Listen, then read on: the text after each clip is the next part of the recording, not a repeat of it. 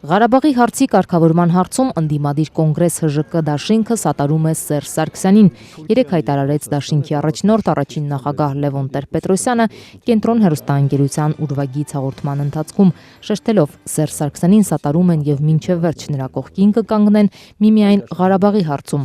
Այլ հարցում իշխող կուսակցության հետ որևէ առնչություն բացառվում է։ Այո, մենք սատարում ենք, բայց միայն այս հարցում։ Ուրիշ ոչ մի հարցում մենք հանրապետական կուսակցության հետ ճանապարհ գնալու մտադրություն չունենք։ Մենք հակոտնյա ենք։ Եվ երբեք խոսք չի կարող գնալ որևէ, չգիտեմ, ինչպես ասում են, մղձավանջային երազում անգամ, որ մենք նրանց հետ ինչ որ պահի կարող են նույնիսկ ինչ որ ասում են կոալիցիա կազմենք եւ այլն, այդպեսի բան չի լինի։ Առաջին նախագահը հակադարձեց իր հասցեին հնչող մեղադրանքներին, թե հոխանձնող է, ասաց իր հրաժարականից հետո շարունակված բանակցություններում մշտապես եղել է Ղարաբաղի հարակից շրջանների վերադարձի հարցը, որին հայկական կողմը համաձայն է եղել, եւ հիմա էլ բանակցությունների սեղանին դրված մադրիդյան փաստաթղթում կա տարածքներ տալու հարց։ Ես եղա հող տվող, Քոչարյանը, Օսկանյանը, Սերժ Սարգսյանը եղան հող չտվող։ Կամ Արկադի Ղուկասյանը։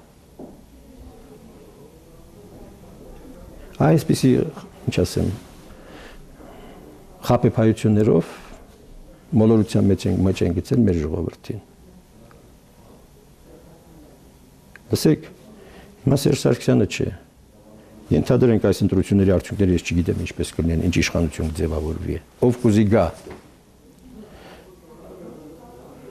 Ծառուկյանը կլինի, չգիտեմ, Վերածնունդը կլինի, Դաշնակցությունը կլինի, հենց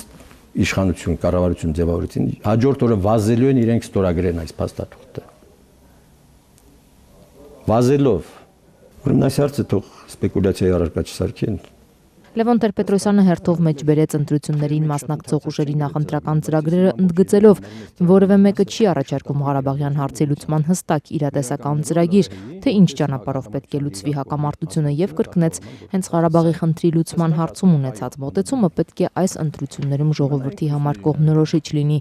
Լևոն Տեր-Պետրոսյանի խոսքով մյուս ուժերը խուսափում են հարցին ուղիղ պատասխաններ տալուց եւ տպավորություն ստեղծում, թե իրենք հողտվող չեն, իսկ առաջին նախագահի ղեկավարած դաշինքը հողտվող է։ Տղայք մի տվեք, բան չունեմ ասելու։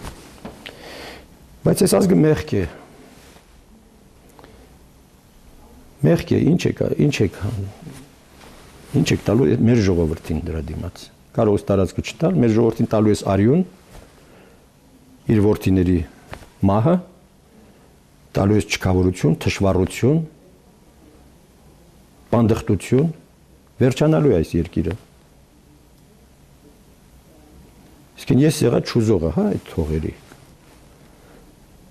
Կամ որևէ նորմալ մարդ։ Իհարկե կուզեինք։ Բայց մենք պիտի հեքիաթներով պետություն կառուցենք։ Հեքիաթը դեռ քիչ է, մեղմ է։ Դա արկածախնդրություն է։ Ըստ առաջին նախագահի հենց Ղարաբաղի չլուծված հարցն է, որ Հայաստանի առջև ծառացած խնդիրների հիմքում է, իսկ եթե այն արագորեն չկարգավորվի, միջազգային հանրությունը մի օր պարզապես կարող է լուծում պարտադրել։ Այն լուծումը, որ այսօր մենք կարող ենք ստանալ համաձայնությամբ Ադրբեջանի հետ, վաղը կդառնա պարտադրված լուծում։ Ղարաբաղի հակամարտության ուսումնասիրությամբ զբաղվող լրագրող Թաթուլ Հակոբյանը կարծում է, իրադարձությունների զարգացման որևէ սցենար բացառել չի կարելի։ Նոր ռազմական էսկալացիայի դեպքում հնարավոր են ինչպես ամենալավատեսական, այնպես էլ ամենահոռետեսական կանխատեսումներն իրականանան։ Սակայն մի բան պարզ է, մինչ այժմ ժամանակը Հայաստանի օգտին չի աշխատել։ Ես կարծում եմ ժամանակը աշխատում է նրա օգտին, ով այդ ժամանակը ճիշտ է օգտագործում։ Եվ այս իմաստով Հայաստան ժամանակը այնքան էլ Հայաստանի օգտին չի աշխատել, որովհետև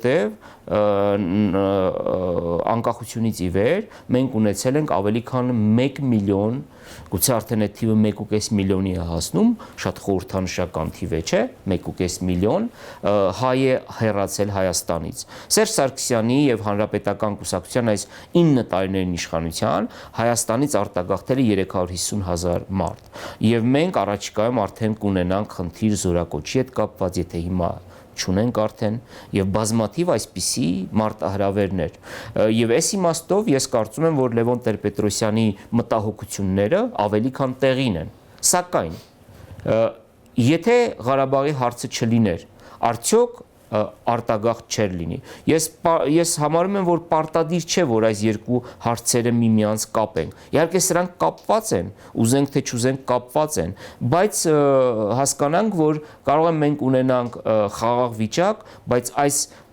ապօրինի իշխանությունները, որոնք փաստացի իշխանության են գալիս ընտրություններ կեղծելու ճանապարհով եւ փաստորեն զավթում են իշխանությունն ու պետությունը,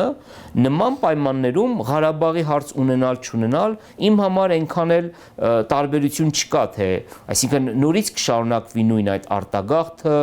նորից կլինի սոցիալական անհավասարություն, անարդար Հայաստան եւ այլն եւ այլն, բայց Լևոն Տեր-Պետրոսյանը ի տարբերություն իր մյուս օպոնենտների իմ կարծիքով պատմության լավ մասնագետ է,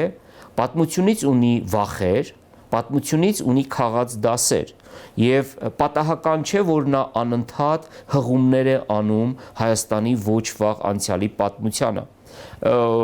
եւ այս տեսակետը ես կարծում եմ, որ այնուամենայնիվ իրավունք ունի անընդհատ հնչելու եւ մեր այսպես մի քիչ բթացած հիշողությունը անընդհատ այսպես վերաարթնացնելու